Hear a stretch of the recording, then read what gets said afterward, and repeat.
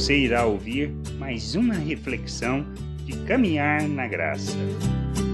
Quando olhamos a vida de José, o início de sua vida adulta, quando estava com 17 anos, quando foi vendido pelos seus irmãos para os ismaelitas que o venderam como escravo no Egito.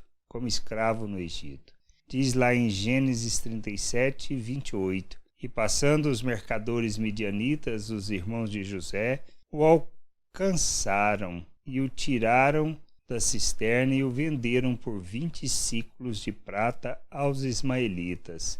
Estes levaram José ao Egito. Quando nós começamos a ler essa história, nós pensamos, que desgraça, irmãos vendendo o outro porque não gostavam dele. Nós pensamos, como pode isso acontecer? Do que se trata isso? Depois olhamos a história de José, vemos que é uma sucessão de desgraça em cima de desgraça, ou seja, uma desgraceira danada. E o que nós pensamos? Que Deus é injusto? Que Deus não gosta?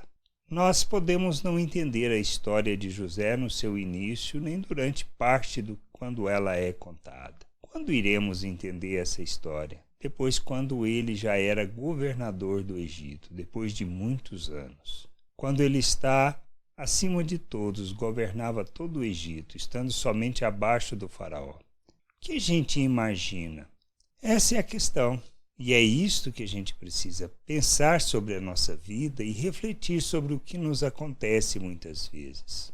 Que achamos que é desgraça, na realidade, é a mão de Deus provendo, cuidando, encaminhando para uma jornada que nós talvez não tenhamos ideia de qual seja ela, mas que está intimamente ligada ao seu propósito, ao seu querer para as nossas vidas. Podemos rejeitar, tentar fugir, dar um jeitinho de achar solução e não nos submetermos. Ou então devemos fazer como José. Fácil foi a jornada? Claro que não. Mas foi uma jornada onde ele cresceu, onde ele amadureceu, aonde à medida que foi caminhando, foi compreendendo e Deus o colocou no lugar que ele precisava estar para preservar o seu povo. Isso que a gente precisa entender. Nada acontece por acaso nas nossas vidas. Nós somos encaminhados por um processo e numa jornada para que nós possamos revelar o reino de Deus, manifestar sua justiça, independente das situações que nos cercam, pois todo o propósito de nossas vidas é um só, revelarmos o reino de Deus, manifestarmos sua glória, enchermos a terra com conhecimento da glória de nosso Deus, apresentando a sua salvação. As nossas atitudes, as nossas palavras são para revelar Cristo por meio de nossas vidas, porque fomos feitos à sua imagem, temos da sua mente e recebemos e somos coparticipantes da natureza divina e fomos capacitados para rejeitarmos as paixões humanas. Não podemos olhar as circunstâncias que nos envolvem como uma desgraça, mas devemos olhar como tudo debaixo da vontade de Deus, para que nós revelemos e manifestemos o seu reino neste mundo. É disto que trata o reino, é disto que trata a vontade de Deus para as nossas vidas.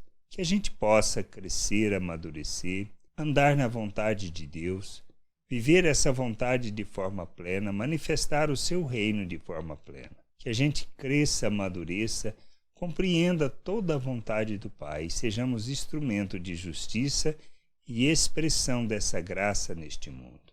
Que a gente possa entender a vontade de Deus e ser instrumento em toda situação, como José, não encarar como situações em que nós tentamos fugir, mas sim como um processo de Deus nas nossas vidas para o amadurecimento.